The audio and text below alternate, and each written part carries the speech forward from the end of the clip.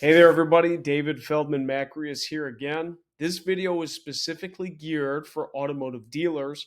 And today we're going to show you a report that any marketer for an automotive dealer at any point in time should have, right? This is the report that should be up all the time, that should be accessible all the time, that is going to give you tremendous insight and overview to what's actually happening in the store.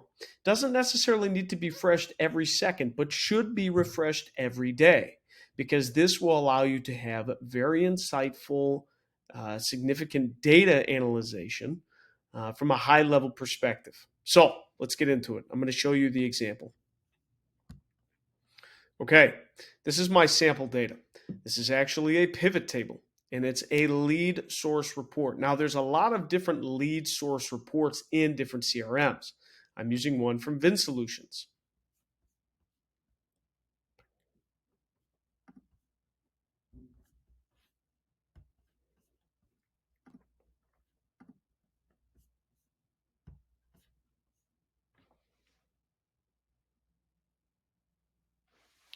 Okay, let's take a look at this report.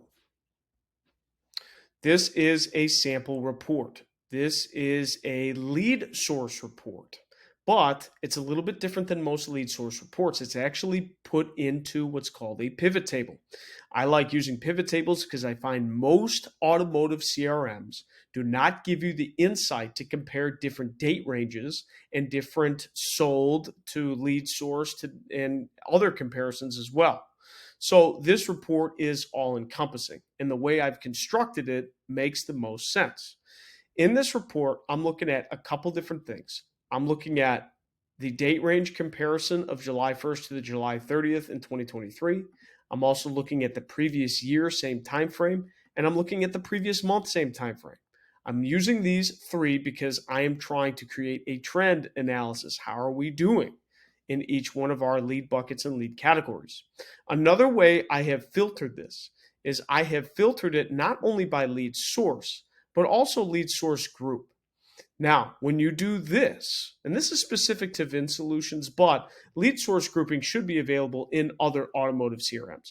When you do it like this, you'll often find if you just do it by lead source, like for example, dealer website, Dealer Inspire website, there's a lot of different sources that actually come up as dealer website, but they're associated differently, like dealer website, I'm interested, dealer website, scheduled test drive, dealer webs or Dealer Inspire online shopper. These are all dealer websites. So the way I've set up my pivot table is to make sure that all the lead sources are included, but then you have your lead source group at the top. Now, this is great because you can see a total number like, okay, we got 15 leads so far this month compared to 22 compared to 27. But then I can go to each individual line and see how are the actual individual lead sources of that lead source group performing. So when I scroll down here, I froze my column in the wrong thing because I have my filtering incorrect. But if I scroll down all the way here, I actually have a lead status type. I'm only looking at sold leads. So sold, there were 158 compared to 207 compared to 183 in this instance. Okay. So now when I go up here and I select everything, then I'm going to see a little bit of a different picture. Notice this column here is my lead source group that is undefined. That is computing any lead source that doesn't have a lead source group, and it's just a catch-all, right? So if I keep going down to the bottom here, you'll see that I'm not counting solds anymore. I'm just counting active leads. We had 1676 active leads compared to the previous month, 1350, compared to the previous year, 2185. And then what I do is I actually descend in order. Notice 469, almost 500 leads are actually uncategorized. So that's something I'm going to bring up to the dealer. Maybe they do that this way specifically. Then we have cars.com, and I can see the breakout of cars.com. New leads plus, cars.com, the phone leads.